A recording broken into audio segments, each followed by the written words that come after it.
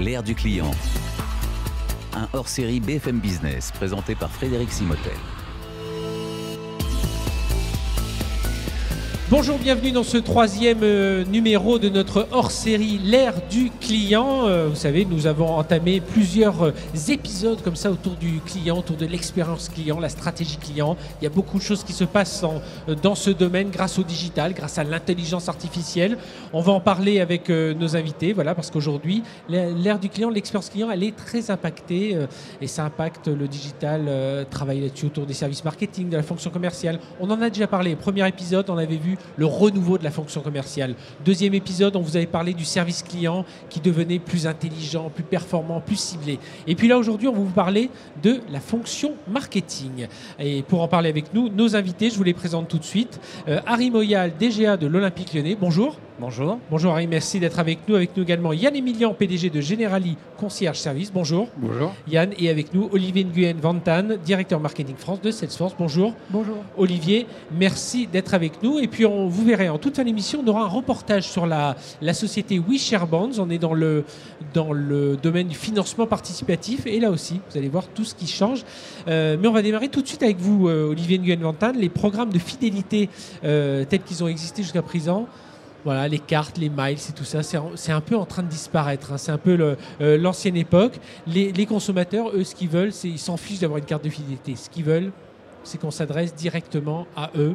Ce qu'ils veulent, c'est plus de personnalisation. Je crois que les clients, ils sont de plus en plus exigeants, ils sont de plus en plus volatiles sur tous les points de contact qui existent aujourd'hui. Et ce qui est important, ce n'est pas la fidélité du client, mais ça va être son parcours, son expérience, la richesse de cette expérience que ça va lui apporter et qu'il ait une expérience simple, facile et fluide. Alors, lorsqu'on se promène ici, on enregistre cet épisode de ce hors-série, l'ère du client, dans le cadre du salon Salesforce World Tour à Paris, porte de Versailles. Et justement, quand on se promène dans les allées, on se dit finalement, le marketing est mort, vive le smart marketing. C'est un peu ça l'idée ? C'est complètement ça. Je pense que le marketing sur les 2-3 dernières années, il n'a jamais autant évolué que sur les 50 années précédentes.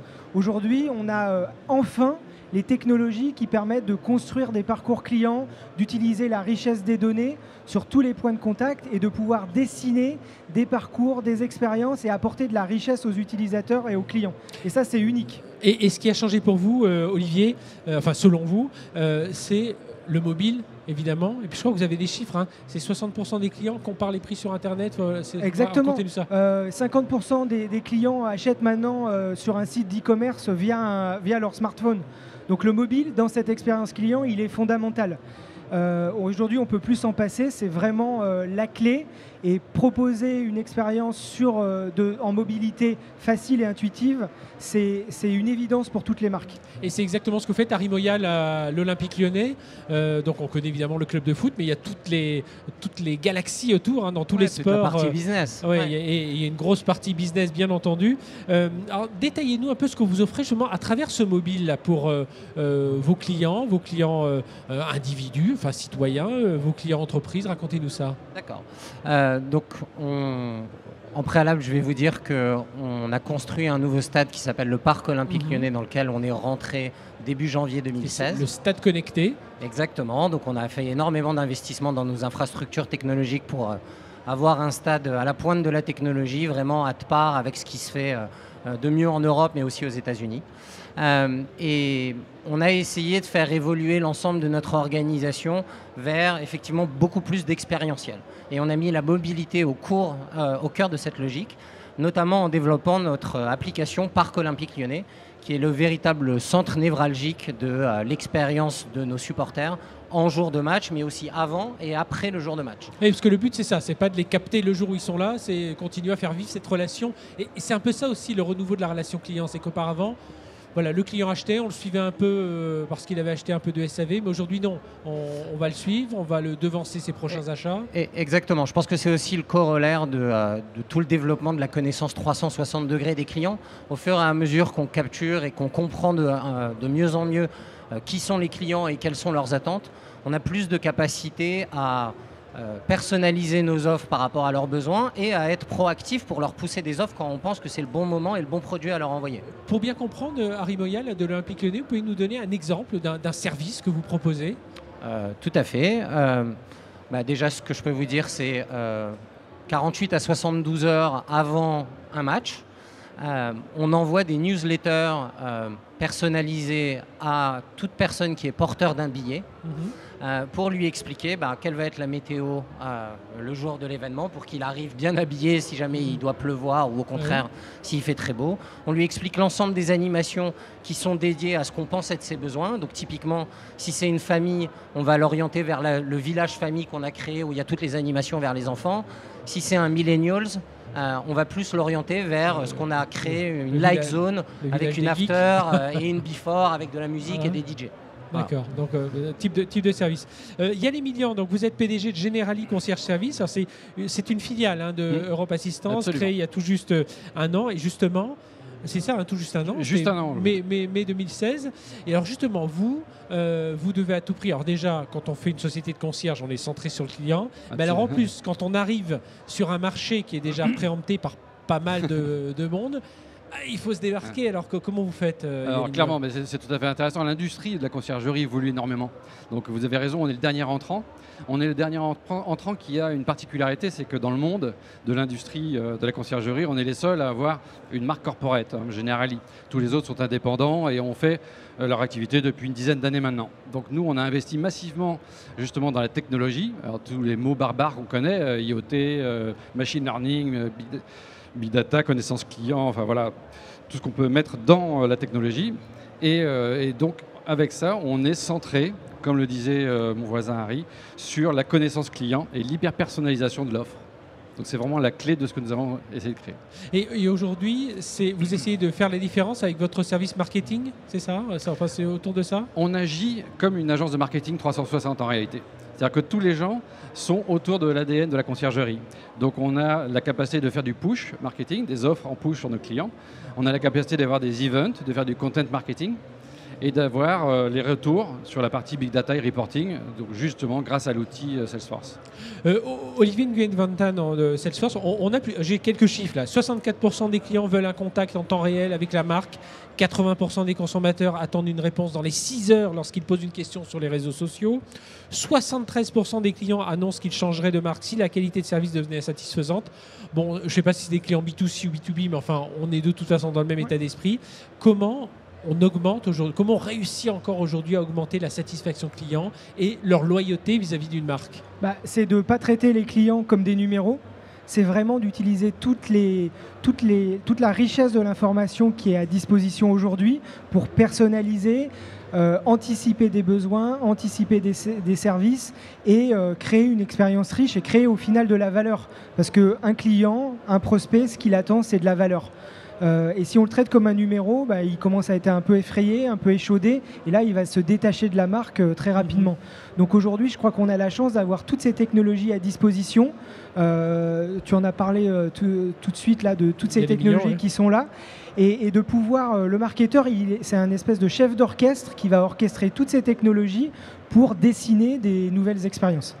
Alors, comment on construit une relation forte aujourd'hui? Bon, Olympique Lyonnais, il y a la marque qui existe évidemment, après il y a un attachement, le club, le sport lui-même, voire les sportifs quand c'est très individualisé. Mais comment on réussit à faire de ces clients des avocats de la marque, justement, Harry Moyal? Et je vous poserai la même question, Yann Emilian.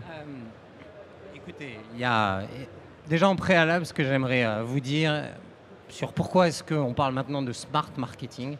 C'est déjà, si on parle des grands chiffres, il y a environ 20 millions de Français qui sont intéressés par le football. Nous, sur une année pleine, on a environ 2 millions de spectateurs qui vont venir dans notre stade et on en a 5 millions qui nous suivent sur les réseaux sociaux. Donc ça, c'est les gens avec qui je dois dialoguer parce qu'ils nous aiment, ils nous suivent, ils sont intéressés par ce qu'on fait. En face, bien qu'on soit une marque connue nationalement et internationalement, il faut réaliser que nous, on n'est qu'une PME. Moi, mon département marketing, aujourd'hui, c'est 8 personnes. À l'intérieur des 8 personnes, j'ai la moitié de mes équipes qui travaillent plus sur des problématiques de branding et d'image de marque, et j'en ai que 4 qui travaillent vraiment sur la relation B2C et B2B avec mes clients.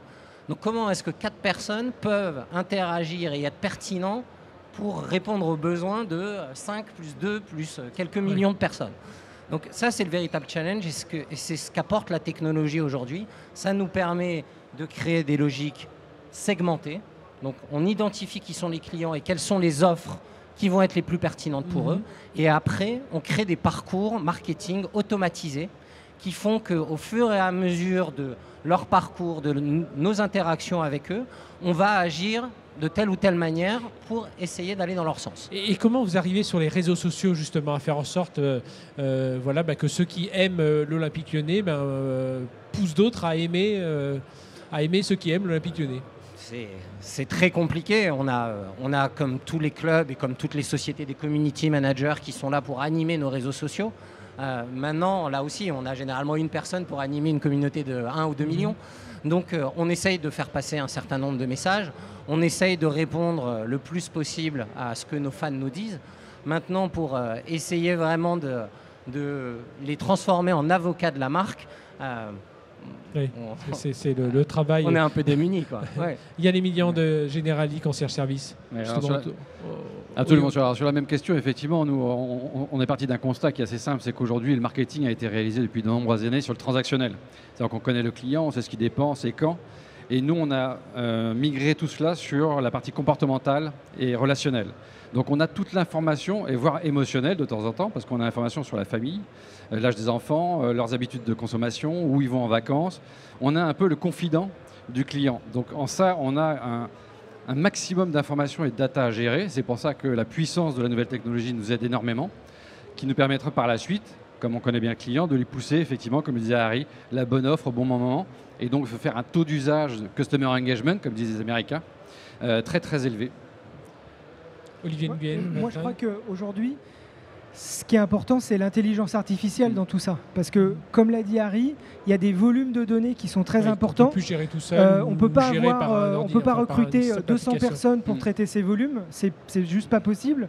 Donc aujourd'hui, l'intelligence artificielle, ça va être le meilleur ami du marketeur. Ça va lui permettre d'automatiser des process, comme tu l'as dit.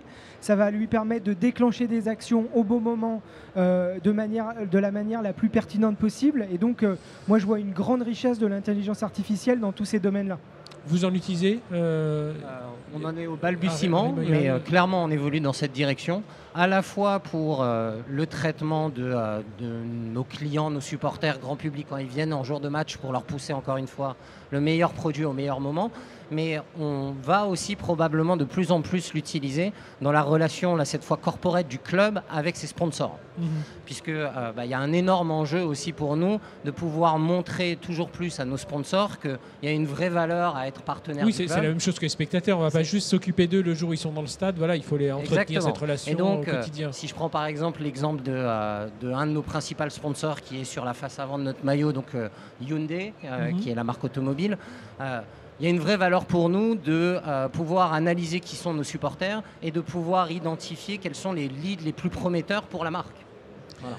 Chez Generali Concierge Service, vous êtes au cœur, vous utilisez des chatbots, vous utilisez d'autres, pas mal du machine learning autour de tout ça. C'est la clé.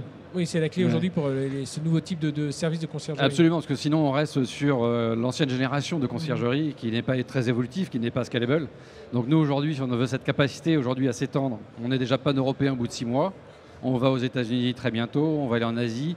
La capacité d'avoir du service cloud de Salesforce nous permet d'être très agile. Donc c'est cette agilité-là dont on avait besoin et c'est pour ça qu'on a pris en fait tout l'écosystème digital et innovant aujourd'hui. On va même aller dans des robots. On a un IoT qui nous permet d'être présent chez le client. Donc ça, c'est la clé pour nous pour la gestion des relations clients. Par exemple, c'est quoi? Vous pouvez nous en dire un peu plus sur ce objet connecté? Absolument, c'est un accord que nous avons avec une start-up nordique et donc sur laquelle eux-mêmes ont un accord avec Uber. Donc vous avez ce bouton connecté chez vous, vous cliquez une fois, le Uber arrive et la deuxième option, vous cliquez 2 fois et vous avez un callback de votre concierge qui a donc le profil de client qui appelle. Donc on est capable de le servir au niveau local. Darty ou d'autres. Voilà, en plus efficace parce qu'il y a beaucoup de technologie derrière. Olivier Nguyen Vantan de Salesforce, le but aussi pour les clients, c'est d'être traités d'égal à égal, qui passent par Internet, par le mobile, par les réseaux sociaux, par le téléphone. Voilà, c'est avoir cette même cohérence. Ça c'est pas simple non plus. C'est pas simple parce qu'il faut réconcilier différentes données, il faut aller au-delà de certains silos, il faut casser certains silos. Et il n'y a rien de plus insupportable que d'aller tout le temps dans la même boutique et de connaître les vendeurs, d'être traité comme un VIP dans une boutique, et puis le lendemain d'aller sur le site de e-commerce et d'être traité comme un numéro, voilà. Et comme quelque chose de lambda. Mais pour tout ça, il faut consolider des données, il faut consolider de la connaissance client, et c'est vrai que c'est un challenge aujourd'hui de pouvoir désiloter, j'allais dire, l'entreprise et ses données clients. Ça, c'est ce qui est compliqué à Rimoyal, c'est d'avoir. C'est exactement ce que dit Olivier, c'est quelqu'un qui vient, qui a peut-être dépensé des sommes folles dans la boutique de l'Olympique Lyonnais, qui achète des tickets, et puis un beau jour, il va appeler au téléphone pour savoir un peu plus sur sa réservation, et on va le reconnaître comme un client numérotant, parce qu'il a peut-être une carte de fidélité, mais guère plus. C'est primordial, je suis complètement d'accord avec ce qu'a dit Olivier, et d'autant plus dans notre environnement parce qu'on a une connexion émotionnelle avec nos supporters. Donc on est vraiment obligé d'être complètement omnicanal, de savoir loguer à tout moment l'ensemble des interactions qu'on a eues avec nos supporters, que ce soit sur nos sites web, au guichet de nos services clients, sur les réseaux sociaux, au téléphone, par les emailing. Donc il est primordial qu'on ait un historique effectivement sur l'ensemble des supporters pour mieux pouvoir leur parler. Expérience unifiée, c'est la même chose chez vous. C'est la même chose, absolument. Sur Generali. Concierge service, oui, c'est la même chose. On est obligé d'être très très pointu sur la connaissance client parce qu'effectivement, quand il y a monsieur ou madame qui nous appelle, ou même les enfants, on l'a tout logué dans notre base Salesforce. Et donc, avec la connaissance de cette clientèle-là, on a cette exigence en plus avec cette clientèle un peu haut de gamme d'être vraiment très très bon. Alors, ce qui est compliqué là-dedans, Olivier Nguyen Vintin de Salesforce, c'est que finalement, là où auparavant on avait des services, voilà, on crée une offre marketing pour les 3 prochains mois, puis voilà, puis on délivrait l'offre 6 mois. Là aujourd'hui, on a on est dans le temps réel. Les données remontent et finalement on pourrait presque changer toutes les heures l'offre marketing. Ça c'est une nouvelle complication quand même pour les directeurs marketing. C'est à la fois passionnant et compliqué, mais c'est aussi passionnant. Ça veut dire qu'on va pouvoir réagir en temps réel, on va pouvoir analyser, modifier, changer des choses, etc., au fil de l'eau. Et ça, c'est assez intéressant. C'est aussi dans le monde dans lequel on vit.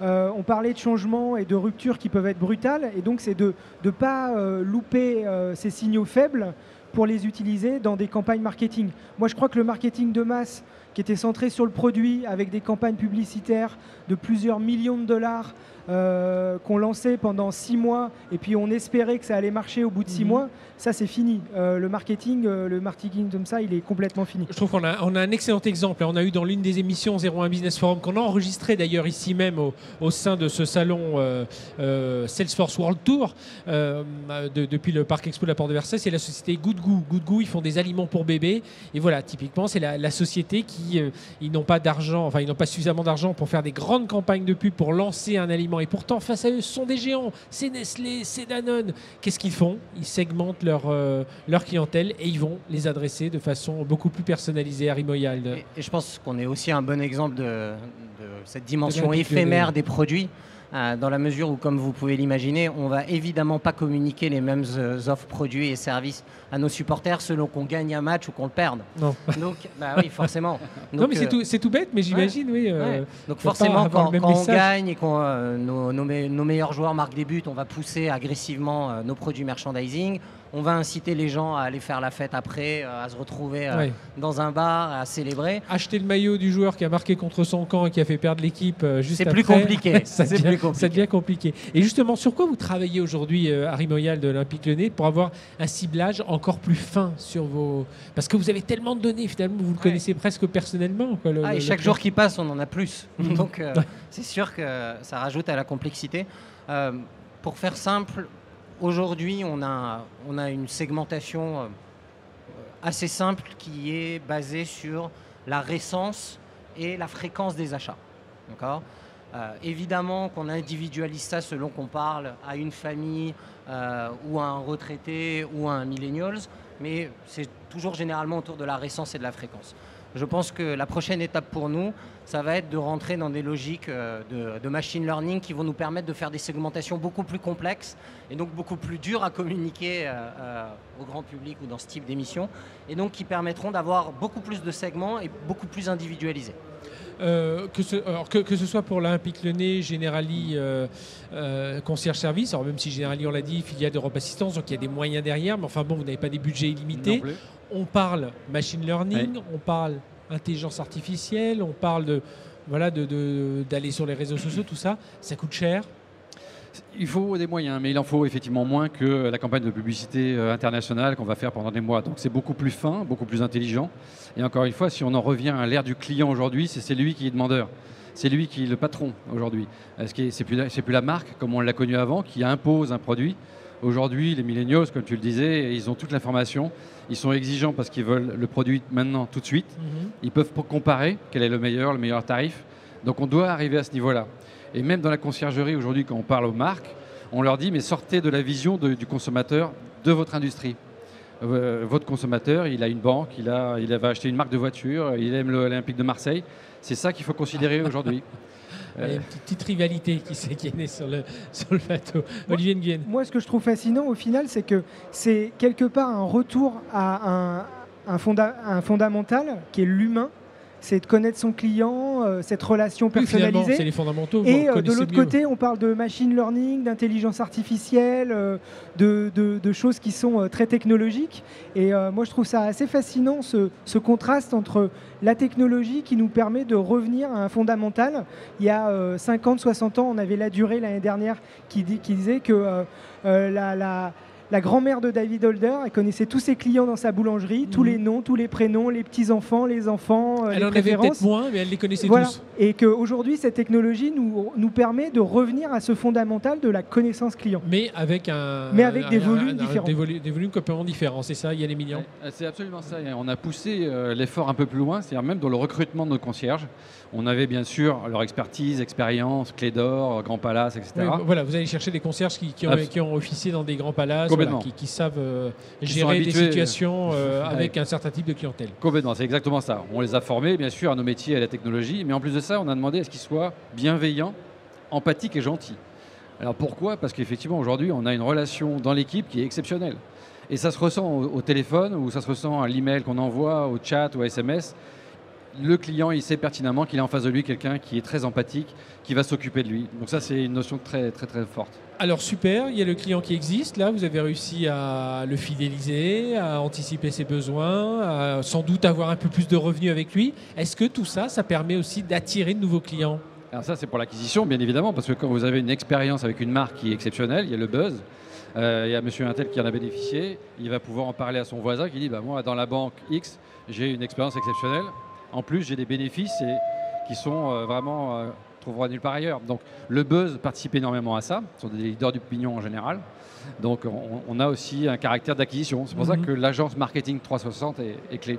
Voilà, si vous entendez un peu de bruit, si vous nous écoutez en radio, on enregistre cette émission depuis le Parc Expo de la Porte de Versailles au Salesforce World Tour. Donc c'est pour ça, il y a du monde autour, il y a un peu de bruit dans les allées. Je parlais justement d'attirer de nouveaux clients.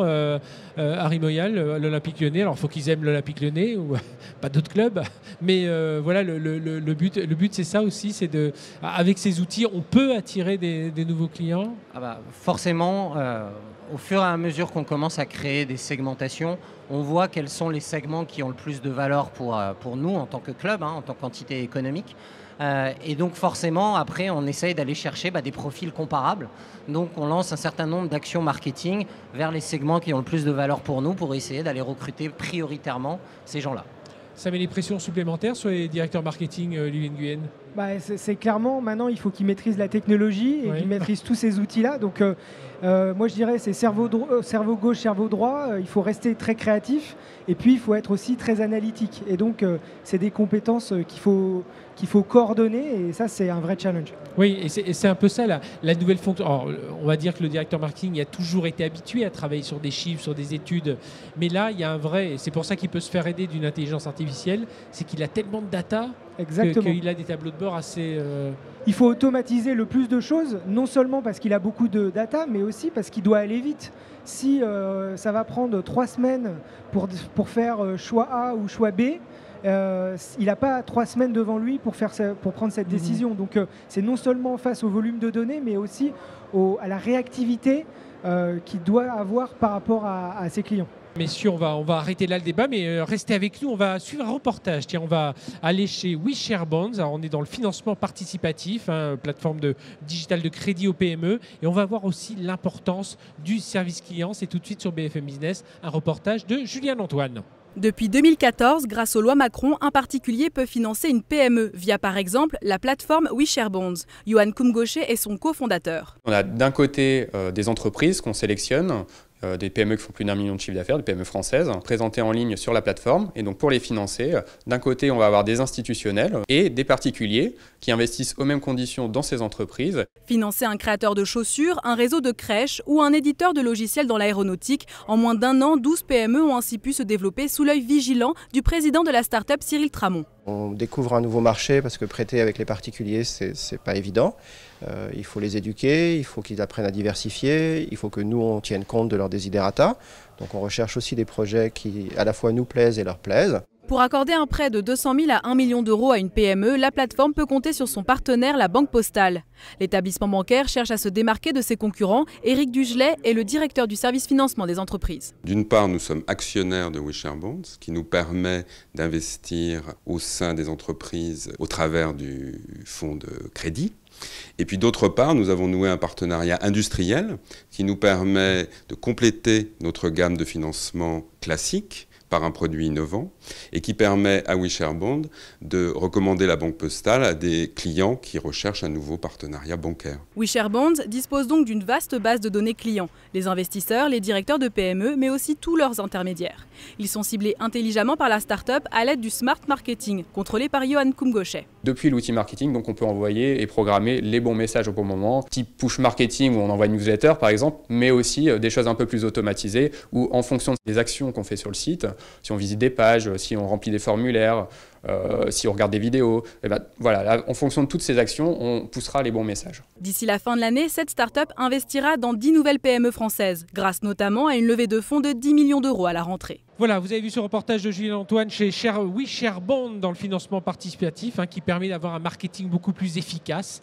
Voilà, j'espère qu'on vous a bien éclairé sur la fonction marketing qui est en train de se transformer. C'était dans notre hors-série, notre série de hors-série sur l'ère du client. On vous a parlé il y a quelques temps du renouveau de la fonction commerciale. On a parlé la semaine dernière du service client. Cette semaine, c'était autour de la fonction marketing qui se transforme. Merci à nos invités, Olivier Nguyen-Vantan de Salesforce, Harry Moyal de l'Olympique Lyonnais, Yann Emilian de Generali Concierge Service d'avoir été avec nous. Nous, on se retrouve prochain épisode, c'était le 3e. Il y a un prochain épisode de cette ère du client. On va parler du rôle du DG, un rôle techno, un rôle business, un rôle autour du client et un rôle social et environnemental. Justement, je vous invite à rester avec nous, à découvrir ce nouvel épisode dès la semaine prochaine, mais tout de suite la suite de nos programmes sur BFM Business. Excellente semaine sur BFM Business.